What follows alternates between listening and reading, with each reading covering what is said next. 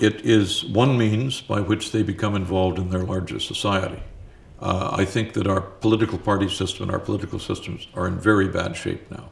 And so voting was never enough, but it's particularly not enough now.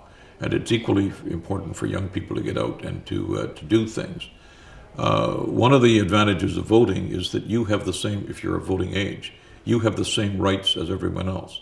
One of the problems with volunteering is if you're the youngest person there, there's the risk that you'll be sent to the not very important or interesting jobs. But my observation of young people is that when they start at the not very interesting jobs, if they're good and if they're committed, they begin to make their way up.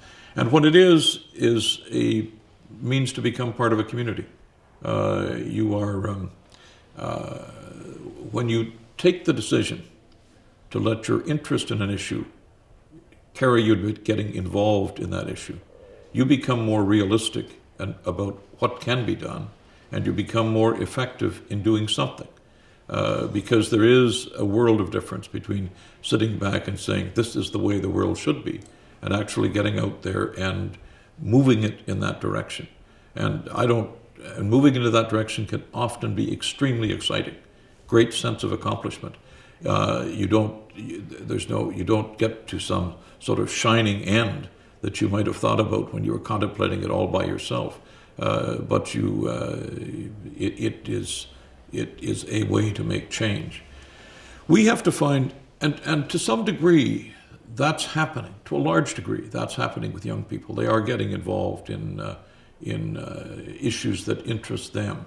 The challenge for a society is to reconnect them in a sort of an ordinary way with the decisions that are really governmental decisions, how you decide. You know, a long time ago, when I went to the University of Alberta, the great majority of people were not interested in political parties. But on a campus of, I forget how many we were, not a lot. But I would say 20% of the campus at that time had some kind of active political affiliation, and half of those would get involved in things. So the instrument that formally affected what a society does had a means of drawing young people in. And now those instruments which formally affect what decision making are not at all as popular. Where young people are going are in places where they make the case, where they help a particular segment of the society, a particular part of the community become more effective. But what we need, to coin a phrase, is something that will allow access to the community of communities, whether it is in a country, drawing together the local strengths of its provinces and parts, or whether it is in a community where people are going to be pursuing interests that sometimes don't naturally converge, but where everybody will be stronger if you can find a way to make them converge. Some institutions are doing that. The foundations ideas that are set up in various cities are accomplishing that kind of thing, and there's all sorts of coordination among groups pursuing consonant interests. But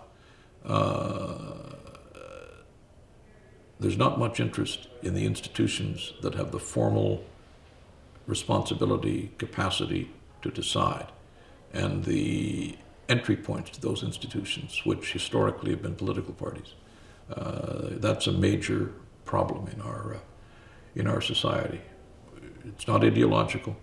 It's important on the left and on the right and in the center, and we haven't found a way to deal with that. There'd been a question earlier about populism. Populism was very skillful in picking on the weaknesses of our traditional political systems. And they were weak, and they deserve to be picked on.